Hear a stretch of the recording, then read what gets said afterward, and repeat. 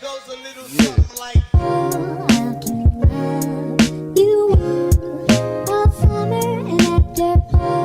Hey guys, I'm Monet. Welcome or welcome back to my channel. Today I'm going to be sharing with you guys my birth story, my natural labor and delivery experience. I gave birth when I was 38 weeks pregnant. My son Kaiser was born December 4th, 2020, but my original due date was December 18th, 2020. So I wanted to sit down with you guys today and share my experience, and also to have this footage so I could look back on later on down the line when I just want to look at memories and whatnot. I also wanted to vlog this experience, but I was not able to because literally everything happened so fast. So I'm a little upset about that, but it is what it is, you know. Don't forget to subscribe to this channel for more videos. Here in this channel, you'll be seeing a lot of different things.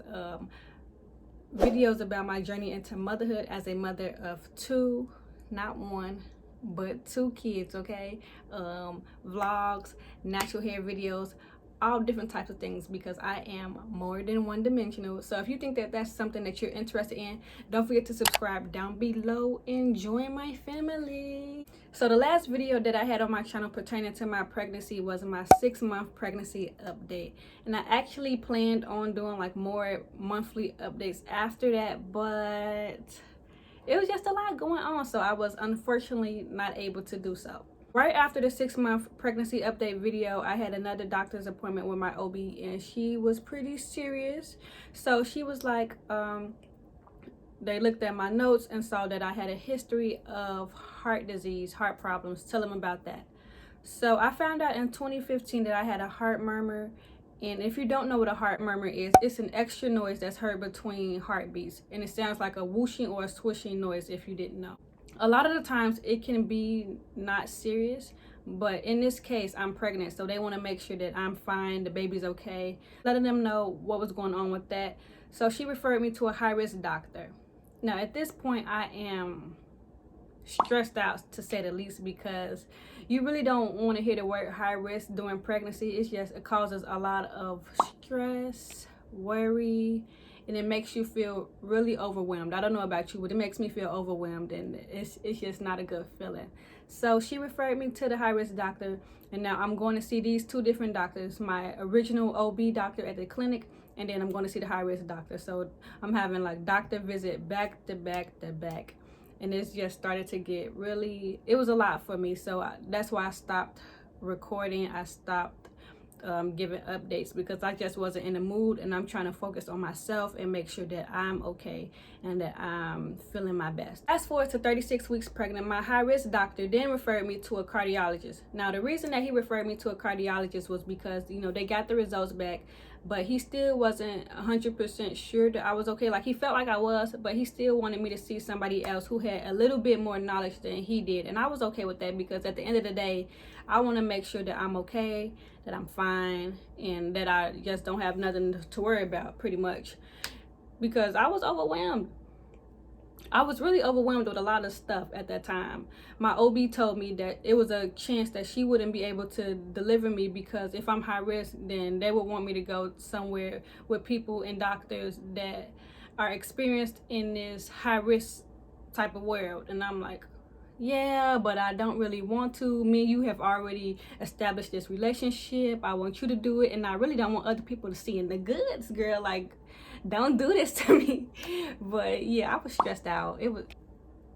I was stressed out. I go see the cardiologist. You know, we do the test, we do another EKG, we do another echo, and he says I'm fine. Like, oh my God, y'all don't know how happy I was when I heard him say those words to me. Like, I was stressing for so many weeks. I was overwhelmed for so many weeks. I was not getting sleep for so many weeks. And at this point in time, I find out that I don't have to anymore. So I was really excited, and I was also excited because I had my 36-week checkup this week too. So I'm going to see if I dilated any. So I'm just in a good mood. So we go to my 36-week checkup, and she checks me, and I am 1 to 2 centimeters dilated. Like, yay, the baby's on the way, he's coming. So I was just in a really good mood. You know, I let the doctor know what the cardiologist said, how everything's going. So everybody's feeling good. We're great.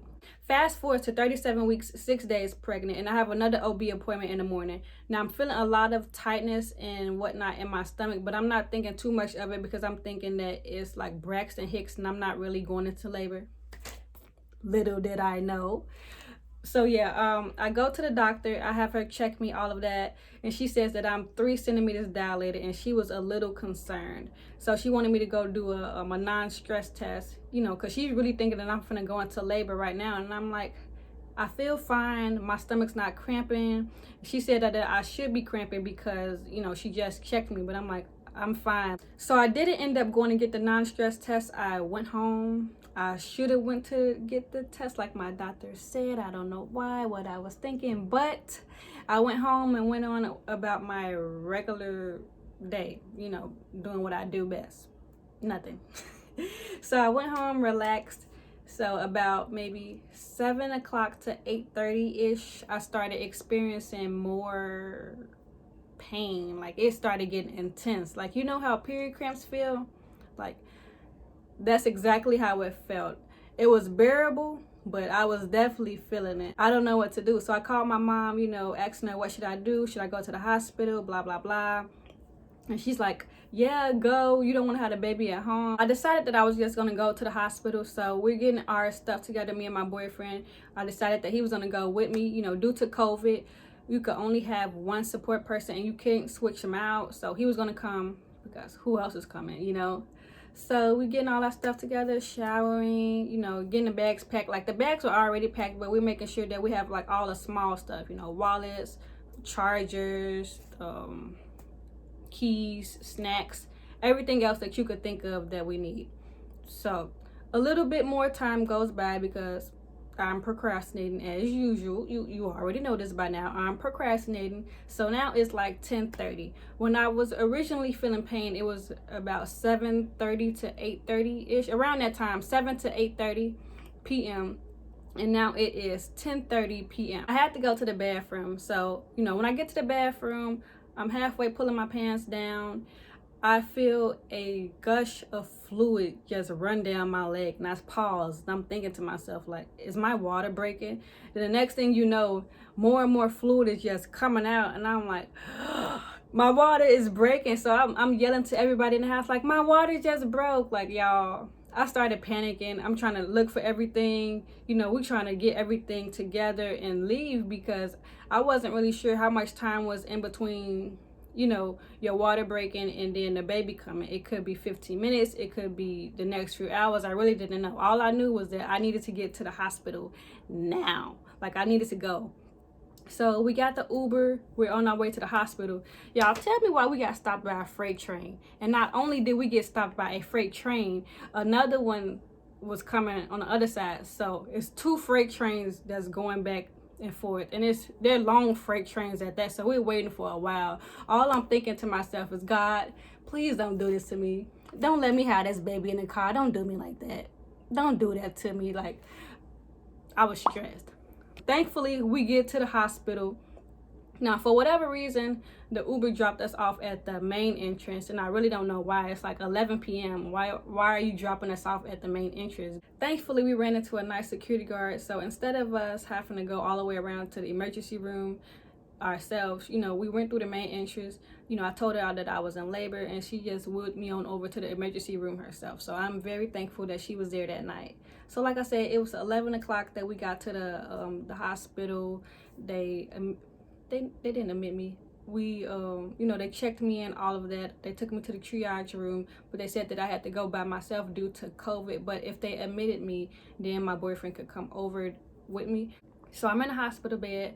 My water is still breaking. I'm still feeling contractions, but they're not that bad.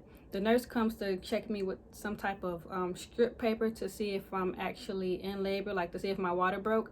And it was, you know. So she said, like, your water did break, so we're going to admit you.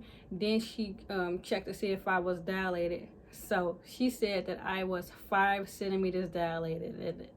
That's a lot. So in the afternoon, in the morning, I was 3 centimeters till at night at past 11 p.m., I'm 5. So stuff is moving pretty quickly. So, you know, I'm making my phone calls to everybody, texting everybody, letting them know like they're admitting me, the baby's coming tomorrow for sure. You know, I'm in a pretty good mood for a little while. I'm in a pretty good mood. After that, everything goes from like 0 to 100 real fast.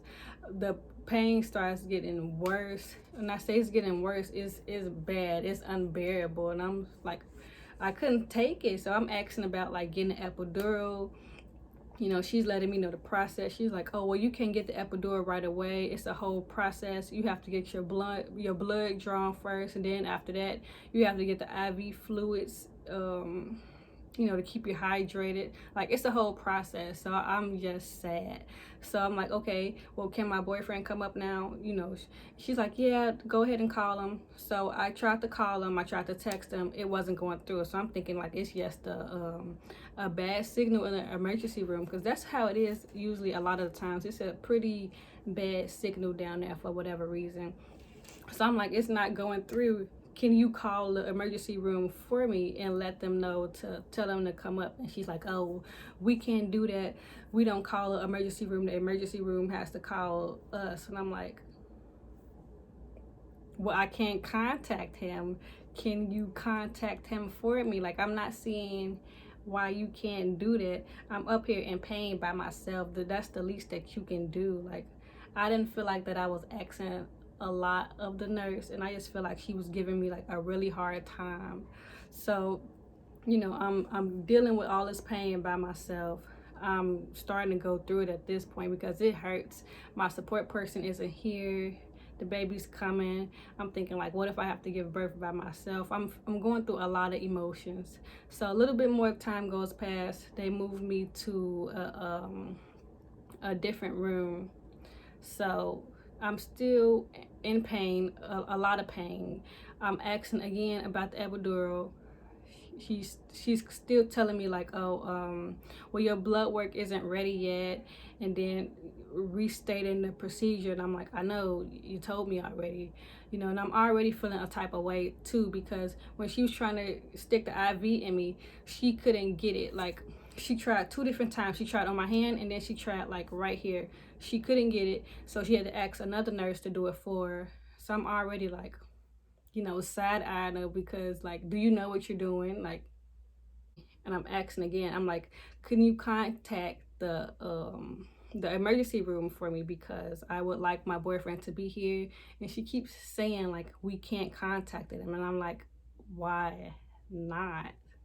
If I can't contact my support person who's in the emergency room, why can't you do it for me? Like, I don't understand. It's not that hard. So she ends up checking me, and then she's comes over with the saddest face, talking about, oh, I'm sorry, we can't give you the epidural because you're complete. And I'm thinking like, what does complete mean? So for my own, I knew what she was saying, but you know, I had to ask anyway. And I said, I'm like, so am I 10 centimeters dilated?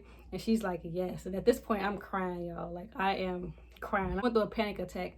You know, you telling me I can't get the epidural. I'm in a lot of pain. My support person isn't here. I'm almost gonna have the baby by myself, because I feel like I have to push.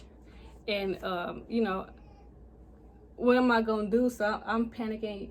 I don't know what to do. I'm on the phone. I'm on FaceTime with my mom and my sister too at the time, but it's not the same. It's like having somebody there that's physically with you. So I'm crying. Everybody's trying to get me to calm down. It's really hard. I'm going through it. Next thing you know, I look up, my boyfriend's there, and he comes over and tell me, oh, they brought me up through the staff elevators. And I'm like, what?